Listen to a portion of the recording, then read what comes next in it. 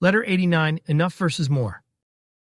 Dear Ada, one of the most important distinctions you will ever learn, financially, emotionally, spiritually, is the difference between enough and more.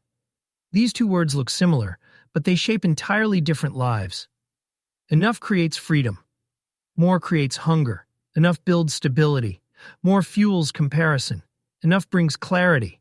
More breeds restlessness.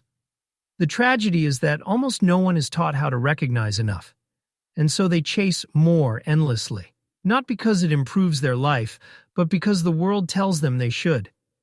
But more is a trap with no natural endpoint. Enough is the stopping point where wisdom lives. Enough is a boundary. Enough means that your needs are met, your life is sustainable, your financial machine is stable, your days are supported rather than strained. Enough is not scarcity. Enough is sufficiency. It is a place where life feels balanced, where the cost of additional accumulation exceeds the benefit it provides. Enough is where freedom begins. More is a moving target. When you chase more, two things happen.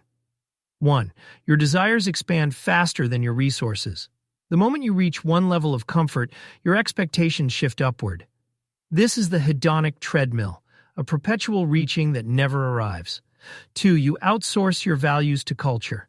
The world always has a newer version, a nicer upgrade, a bigger house, a flashier lifestyle, another standard to measure yourself against. More is externally defined. Enough is internally chosen. The cost of chasing more. Most people believe the danger of wanting more is financial overreach. But that is only part of it. The deeper costs are psychological. You postpone living, waiting for a future you never catch. You become addicted to progress, unable to enjoy arrival. You neglect what actually matters for things that merely signal status. You make decisions out of pressure, not purpose. You lose sight of your own definition of a good life. More becomes a burden disguised as ambition.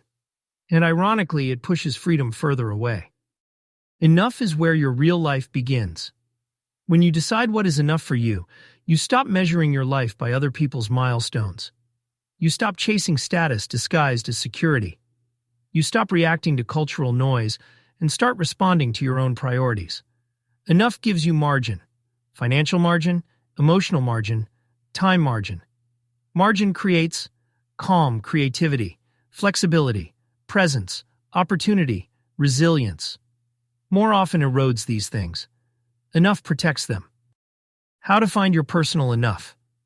Ask yourself, what level of spending supports the life I want, not the life I feel pressured to signal? What brings me joy without debt to my future? What makes my days feel rich in presence, connection, purpose, and health? What expenses feel aligned? What expenses feel reactive or performative? Where does the pursuit of more begin to steal time, peace, or authenticity? Enough is not guesswork. It is discernment. Enough makes freedom possible. Remember your freedom number. Every dollar of lifestyle inflation pushes that number higher and delays your autonomy. Every dollar of lifestyle sufficiency brings it closer and accelerates your independence. Enough is not about limitation. It is about liberation. More is about accumulation. Enough is about alignment. Aida, the world will constantly tempt you to choose more. But I want you to know something vital. Enough is not the consolation prize. Enough is the goal. Enough is where peace lives. Enough is where joy becomes sustainable. Enough is where financial freedom becomes possible. Enough is where your life stops drifting and starts being shaped intentionally. Choose enough. Protect enough. Honor enough. Because more will always ask for more, but enough will finally let you live. A friend on the road ahead?